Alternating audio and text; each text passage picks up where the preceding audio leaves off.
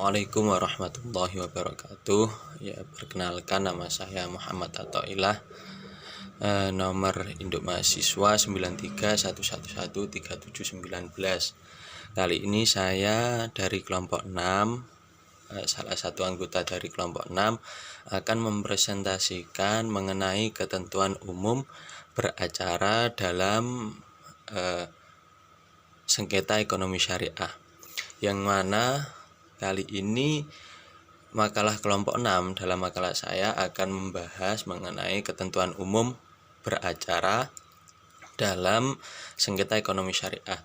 Kemudian nanti yang pertama ada pembahasan mengenai ketentuan umum beracara dalam sengketa ekonomi syariah. Kemudian yang kedua yakni penyelesaian sengketa melalui penyelesaian sederhana. Kemudian yang ketiga yakni penyelesaian sengketa melalui jalur biasa. Seperti itu kurang lebihnya. Oke, langsung saja memasuki pembahasan yang pertama, yakni ketentuan umum penyelesaian sengketa dalam ekonomi syariah. Yang pertama yakni dalam penyelesaian sengketa ekonomi syariah, yakni dikenal mengenai dengan jalur litigasi. Jalur litigasi yakni suatu penyelesaian yang mana proses penyelesaiannya ini dilakukan dalam acara persidangan. Jadi dalam penyelesaian sengketa ekonomi syariah, yakni bisa dilakukan secara proses persidangan, yang mana itu dilakukan di peradilan. Adapun peradilan yang ada di Indonesia itu ada 4. Yang pertama yakni peradilan umum, kedua peradilan agama, kemudian yang ketiga peradilan pengadilan tun, kemudian yang keempat yakni pengadilan militer. Jadi seperti itu. Nah, kemudian untuk ketentuan umum dalam menjalankan proses litigasi. Dalam menjalankan proses litigasi itu seperti halnya yang sudah diatur dalam undang-undang, yakni yang pertama yang pasti seorang mengajukan sengketa, maksudnya mengajukan secara material apa yang dia tuntutkan, diajukan ke peradilan. Nah, kemudian yang kedua peradilan melakukan pemeriksaan terhadap sengketa tersebut. Kemudian yang ketiga yakni terdapat persidangan. Nah, seperti itu.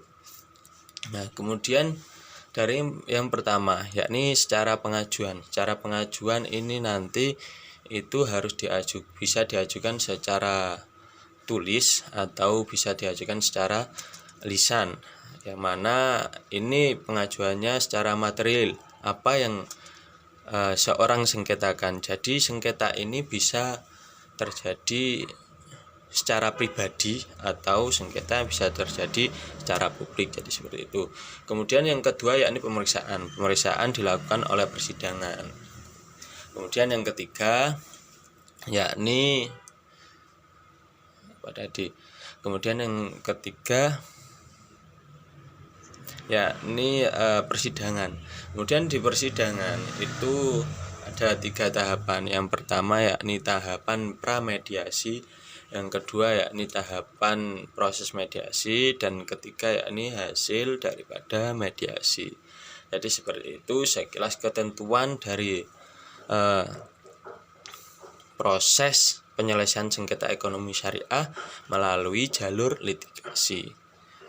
Nah, kemudian yang kedua yakni ada pembahasan dalam makalah kita ada mengenai penyelesaian sengketa ekonomi syariah dengan cara sederhana, yang mana dalam penyelesaian ini yakni baru dibuat oleh peraturan pemerintah.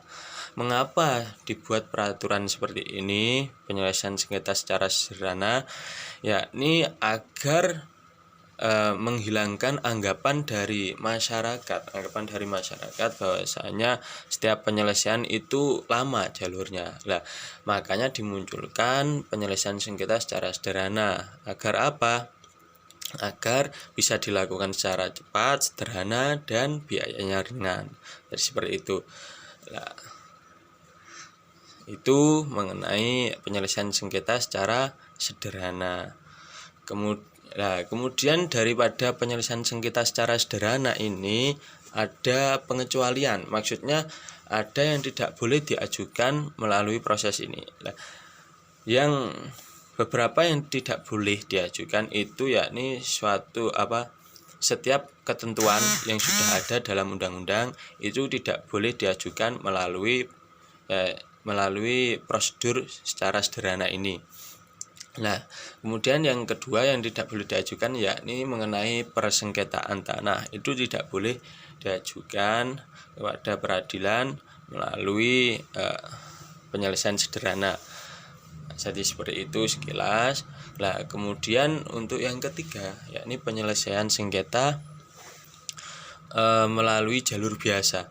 Nah, kalau yang penyelesaian sengketa melalui jalur biasa ini seperti halnya penyelesaian dalam hal hukum acara perdata. Jadi sama seperti halnya dalam hukum perdata, yang mana tata cara beracaranya itu sudah ada ketentuannya seperti yang menjadi tata cara daripada hukum acara perdata. Jadi seperti itu. Jadi kalau yang sederhana tadi itu sedikit ada ringkasan.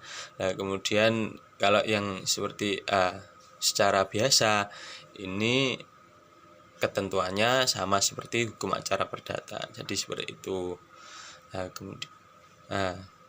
Sudah sekian, cukup. Jadi penjelasan dari kami tadi yang pertama mengenai ketentuan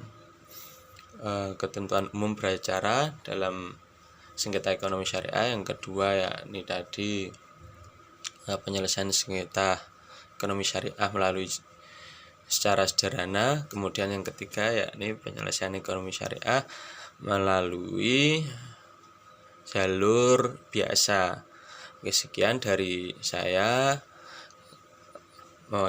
mewakili teman-teman kelompok. Saya Muhammad Attailah, NIM 93111-3719, mata kuliah penyelesaian sengketa ekonomi syariah. Mohon maaf sebesar-besarnya apabila ada kurang lebihnya. Sekian dari saya. Terima kasih.